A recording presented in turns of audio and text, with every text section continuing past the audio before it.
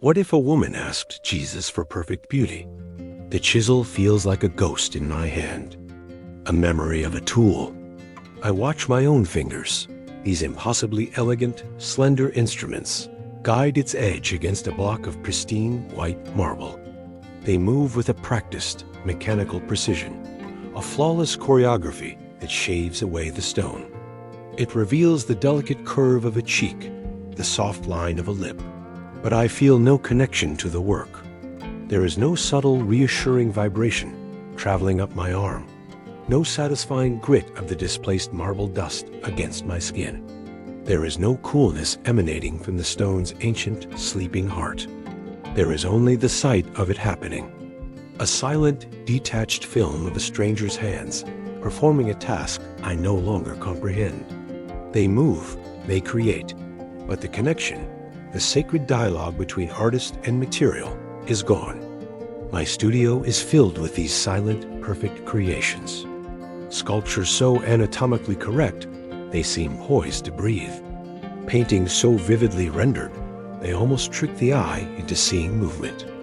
My name, once a hopeful whisper in the dusty alleys of Jerusalem, is now spoken with reverence in the grand villas of Rome. I am Miriam, the artist whose hands are said to be touched by God himself. But I know the truth. When I look at the cold, technically brilliant art that surrounds me, an army of soulless perfection, and then at my own cold, perfect reflection in the water basin I use to clean my tools, I see the same terrifying emptiness. My hands are not touched by God. They have been hollowed out by a foolish wish.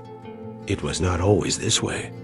Before this gilded silence, my hands were my entire world, my language, my very soul. They were perpetually stained with the jewel tones of my paints: lapis lazuli blue, Tyrian purple, ochre red. They were caked with the rich, dark brown of dried clay, the lines of my palms a testament to the earth I shaped. They were calloused, nicked, and sometimes bleeding from the slip of a chisel. They were the hands of a creator, flawed and real, and I loved them more than my own face. My small studio in the lower city of Jerusalem was my sanctuary. A chaotic, wonderful place that smelled of damp earth, of sharp linseed oil, of fresh-cut wood, and of possibility. My work was my very essence made visible. Every sculpture held a piece of my story. I sculpted a grieving mother after my own grandmother passed. Her anguish, carved into the unyielding stone, was so real it felt like a silent, eternal scream. I painted a laughing child I saw in the market. His joy was so pure, it felt like a splash of warm sunshine on the canvas.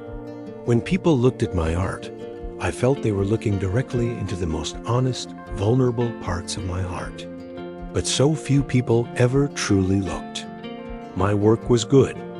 In the deep, quiet solitude of my studio, when the only sound was the scrape of metal on stone, I knew it was. But it rarely sold. It was rarely chosen for the homes of the wealthy, rarely praised by the visiting connoisseurs. Because when the patrons came to my studio, their eyes, accustomed to splendor, didn't just see the art. They saw the artist. And I was plain. My face was a simple, earnest sketch, my figure unassuming. I was a vessel for a great and turbulent talent, but the vessel itself was ordinary, unadorned earthenware. I remember one evening, a pivotal one, the one that planted the seed of my ruin.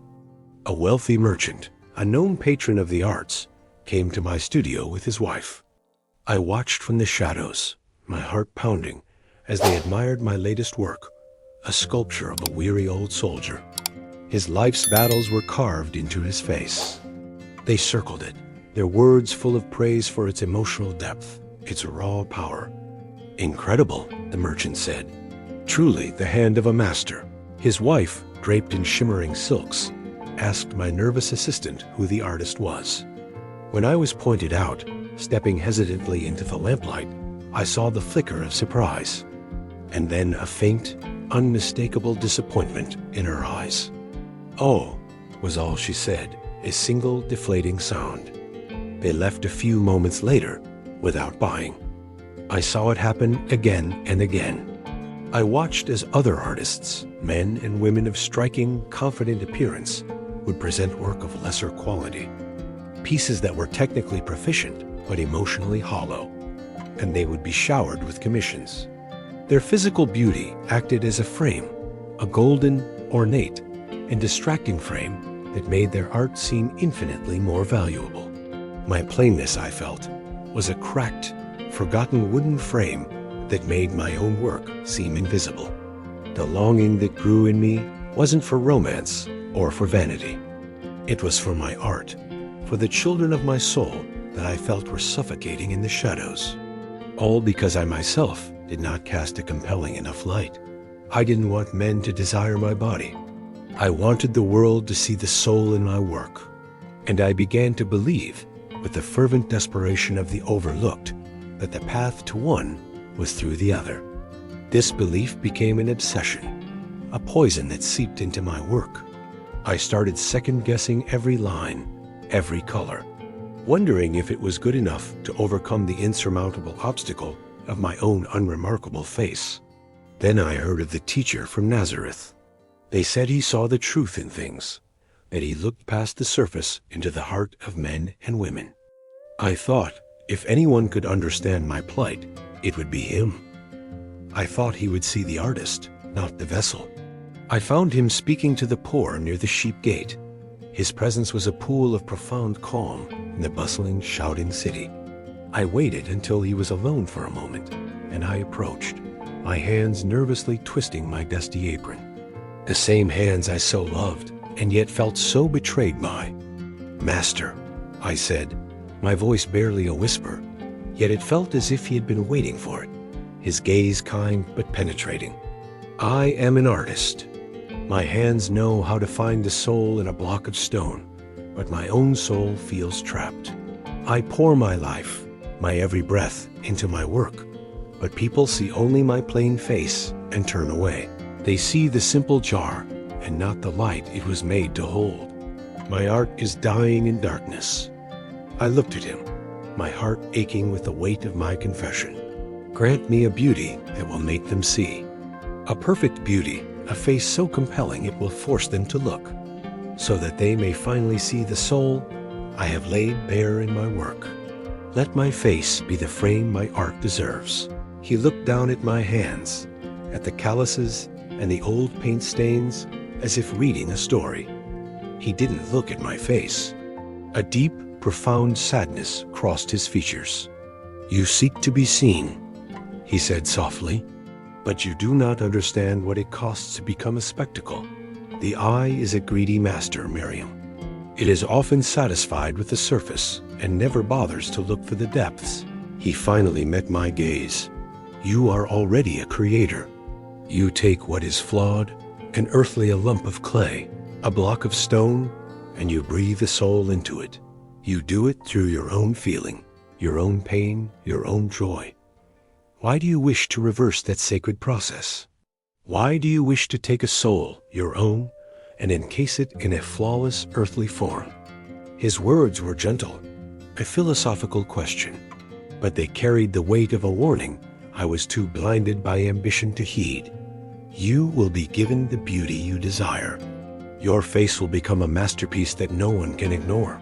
He paused, and his final words became a chilling, unforgettable prophecy. "But you will become the art you wish to create. Beautiful to behold, but forever separated from the world you wish to capture. You will see with your eyes, but you will no longer feel with your hands or with your heart." I was too consumed by my singular vision of success to understand. I thanked him, my heart soaring with a terrible, blinding hope, convinced he had just given me the key to my destiny. The change began that night. It was not a flash of light, but a slow, creeping fire, a painless energy that seemed to move through me, smoothing, polishing, and perfecting me from the inside out. The next morning, the woman in the mirror was a stranger. Her beauty was not just remarkable. It was breathtaking, perfect, almost alien in its symmetry. It was a face that could indeed launch ships or end wars, or sell 1,000 sculptures. My wish had been granted. The effect was immediate, and at first, exactly as I had dreamed. The same wealthy merchant who had dismissed me before returned to my studio. Having heard whispers of my transformation, he came intending to stay only a moment, perhaps to satisfy his curiosity. He stayed for hours. He looked from my new face to my old sculptures and back again, his eyes wide with a newfound appreciation. Suddenly, he saw genius where before he had only seen competence. He bought 3 pieces at an exorbitant price. He spoke of my divine inspiration, but his eyes, filled with a kind of reverent awe, never left my face. My new beauty was a magnet, and my art was the beneficiary. Patrons who had once dismissed me now fought for a place on my waiting list. My name was spoken in the same breath as the great artists of Greece. I moved to a larger studio in the upper city, hired a team of assistants. I bought the finest marble from Paros and the richest pigments from Egypt. It was everything I had ever wanted. My work was being seen. I was hailed as a genius. For a time, in the dizzying, intoxicating whirlwind of success, I was ecstatic. The first sign that something was profoundly wrong was subtle. A discordant note in my perfect symphony. At a grand banquet held in my honor, I was served a dish of roasted figs drizzled with honey from the hills of Judea. A simple pleasure I had always cherished. I took a bite, anticipating the familiar sweetness, but there was nothing. No flavor, no sweetness, no earthy taste of the fig. It was like chewing on dust. I tried the wine, the spiced lamb, the fresh-baked bread. It was all the same. An emptiness on my tongue. My sense of taste had vanished.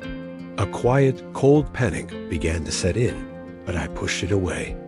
A small price to pay for my art, I told myself fiercely. Then my sense of smell followed. I was walking through the market, a place that had always been a riot of sensation. But the sharp scent of spices, the sweet perfume of flowers, the savory smell of roasting meat, they were all gone. My studio, once a comforting symphony of creative sense, was now a silent, odorless chamber. I was losing the subtle language of my craft, the sense that inspired and grounded me. But the curse was not finished with me.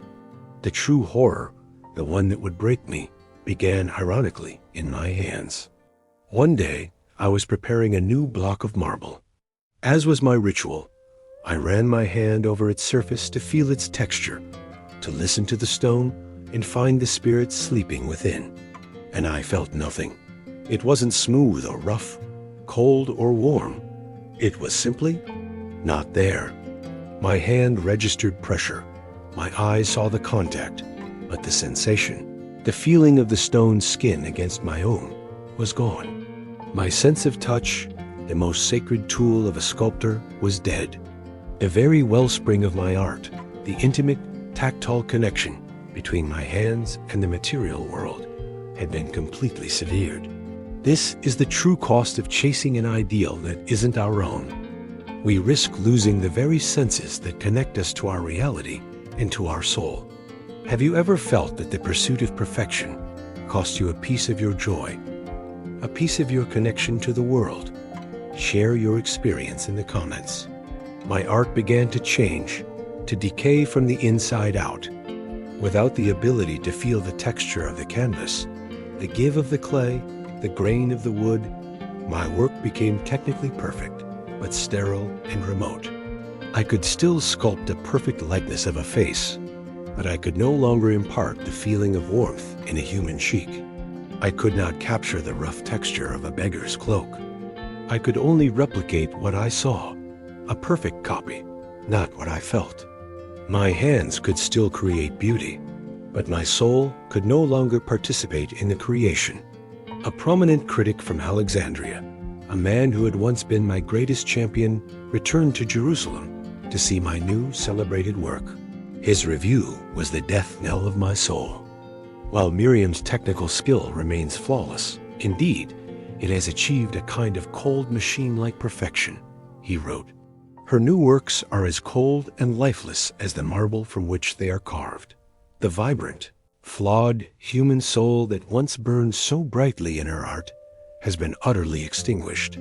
It leaves behind only an empty, perfect, and ultimately boring shell. His words were a dagger in my heart because they were the absolute truth. My beauty had opened the door for my art, only to murder its essence once inside.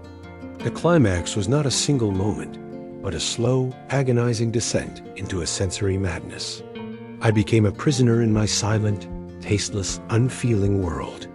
I would stand in the bright, hot sun and feel no warmth on my skin. I would walk in a cool, gentle rain and feel no wetness on my face. My perfect body, the beautiful frame I had so desperately wanted, had become a sensory deprivation chamber, a barrier between me and the world I so desperately wanted to capture. One night, surrounded by my latest creations, a gallery of flawlessly rendered but utterly soulless sculptures, I finally broke. I took a sculptor's chisel, the first tool my father had ever given me, and pressed its sharp point against the back of my hand. I pushed with all my might. I wanted to feel something. Pain, a wound, a scar, anything to prove I was still real. A single perfect drop of crimson blood welled up. I felt nothing. And as I watched in abject horror, the perfect skin sealed itself without a trace, leaving no wound, no scar, no memory of the violence. I looked around my studio, at the rows of perfect, lifeless statues, staring back at me with my own hollow perfection. They were my children, and I no longer knew them. They were beautiful, and they were hollow, just like me. A scream finally tore from my throat, a sound of pure primal agony for a world I could no longer touch, taste, or feel. I grabbed a blacksmith's hammer from the corner of the studio. Its heavy wooden handle felt like a phantom limb in my numb hand. I started with the sculpture the Roman general had called a testament to divine beauty.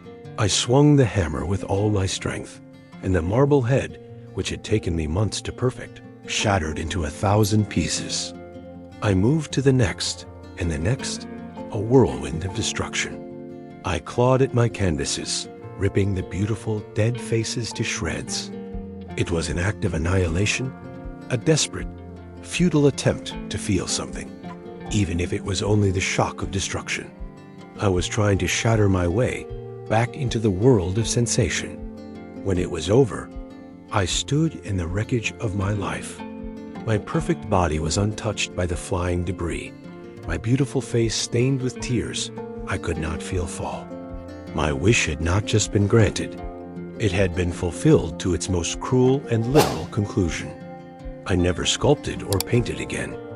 My fame faded into a strange, whispered legend, the story of the beautiful artist who went mad and destroyed her own masterpieces. All in a single, terrible night. I still live in this studio, a mausoleum of broken stone and torn canvas. Sometimes I pick up a piece of charcoal or a lump of clay just to reacquaint myself with the profound, terrifying nothingness. My beauty remains a perfect, unchanging, and useless mask. I have the face of an angel and the hands of a ghost.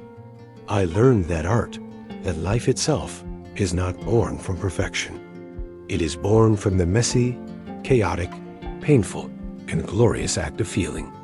It comes from the sting of a splinter in your finger, the warmth of the sun on your neck, the taste of salt in your tears, the rough texture of a lover's hand. My old, plain face was the face of a true artist, one who was connected to the world. This new one is just a beautiful lie. Miriam's story is a chilling reminder that our senses are imperfect, chaotic, and profound connection to the world are the very things that give our lives meaning and our creations a soul. It warns us that when we sacrifice our authentic, flawed experience for a perfect, curated image, we risk losing the very essence of our humanity. We become a beautiful photograph of a life, instead of a life being lived. True creation, whether it's a work of art or a life well lived, is not about achieving flawlessness. It is about bravely translating our flawed, beautiful, and deeply felt experience of the world into something another soul can recognize and feel in their own heart. If you seek more stories that explore the depths of the human soul and the haunting corners of our choices, subscribe to the channel and turn on notifications. Our journey through the what-ifs of the human condition is only just beginning.